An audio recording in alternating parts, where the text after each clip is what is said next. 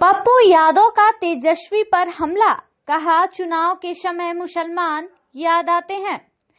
पूर्णिया सांसद पप्पू यादव बेगूसराय पहुंचे, जहां उन्होंने बिहार के पूर्व उप मुख्यमंत्री तेजस्वी यादव पर जमकर हमला बोला।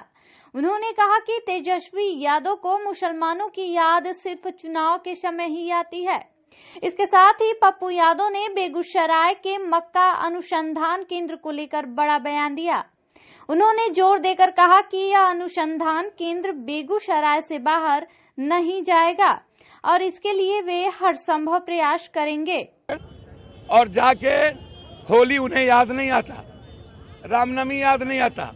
चुनाव के लिए वो कभी सीमांचल में जाते हैं। आज तक जब से लालू जी और उनके परिवार सीएम बने, कभी भी वो सीमांचल में जाके रोजा नहीं दिया।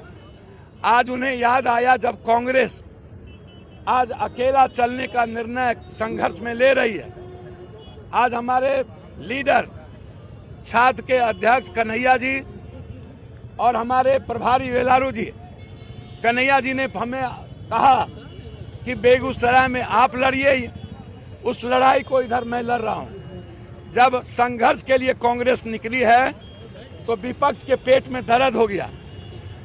जब एनआरसी में गायब, जब आप वक्फ में गायब, तलाक में गायब, तो आप ये रोजा दे करके आप मुसलमान या अंबेडकर या एसटी एससी के मुद्दों को, आरक्षण के मुद्दों को भटकाते हैं।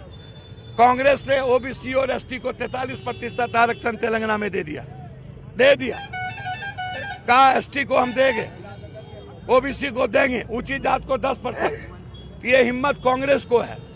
बेगूसराय बनाने की हिम्मत कांग्रेस को थी, कृष्ण बाबू को थी, राजकवि दिनकर की सोच थी। इसीलिए होली पर, रामनवमी पर, दीपावली पर, ईद पर, बकरीद पर, रमजान पर, बुध पर कोई राजनीति नहीं होनी चाहिए।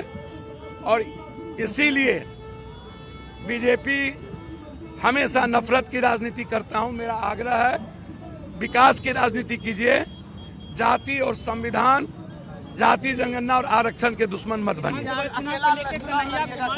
अकेला संघर्ष करेंगे, बड़े भाई की भूमिका होगी, गठबंधन के साथ लड़ेंगे, नेतृत्व कांग्रेस करेगा। सभी लोग लड़ाई लड़ रहे हैं, सबकी भूमिका है। कन्हैया जी और प्रभारी को एक जिम्मेदारी दी गई है, वो कांग्रेस के संघर्ष के साथ खड़े हैं। हम बेगूसराय में हैं, हर आदमी की भूमिका है।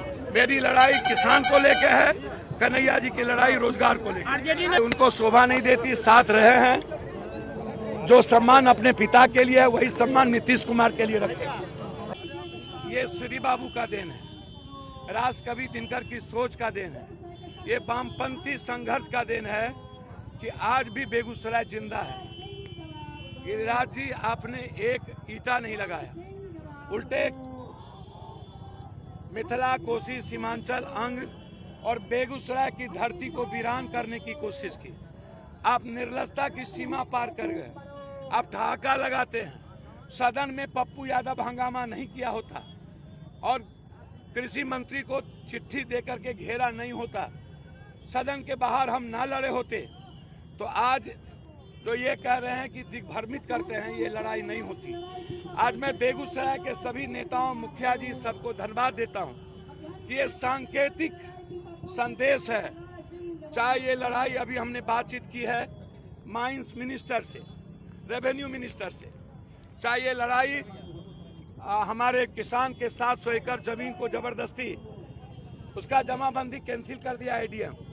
जब तक पप्पू यादव जिंदा है, किसान पर जुल्म नहीं होगा।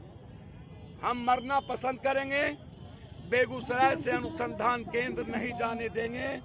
हमारा एक एक वर्कर गोली खाएगा, लेकिन यहाँ के साथ, किसानों के साथ सौतेलेपन का व्यवहार नहीं होगा। ये पूरा लेटर, इसलिए प्रदेश के नेता भी और हम लोग आज ये संदेश दिए हैं भारत सरकार को, जरूरत पड़ेगी। आज डेनमार्क के बाद सबसे क्वालिटी वाला मक्का और सबसे अधिक मक्का हम सीमांचल, कोसी, बेगूसराय, खगड़िया, भागलपुर, मिथिलांचल में पैदा करते हैं। हम दुनिया को मक्का देते हैं और हमारे अनुसंधान केंद्र जो 94 में आया, जिसके बाद दुनिया ने मेरे मक्का को जाना। यदि इसको कोई छीनने का मेरा हक लेगा तो हम आर पार की लड़ाई लड़ेंगे। हम आपको ये बात बता देते हैं। इसीलिए बेगूसराय की धरती पर हम आए थे, इसीलिए हम बेगूसराय की धरती पर आए थे। ये उत्तर बिहार के हक और अधिकार की लड़ाई है।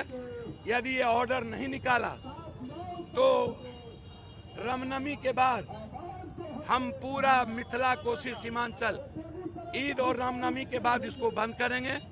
हम रामनवमी की भी, ईद की भी और साथ साथ बिहार दिवस की भी पुनः एक बार अपने संविधान बचाने का संकल्प लेते हैं। अपने गीता, रामायण, बाइबिल, बुद्ध के रास्ते चलकर आर्थिक आजादी का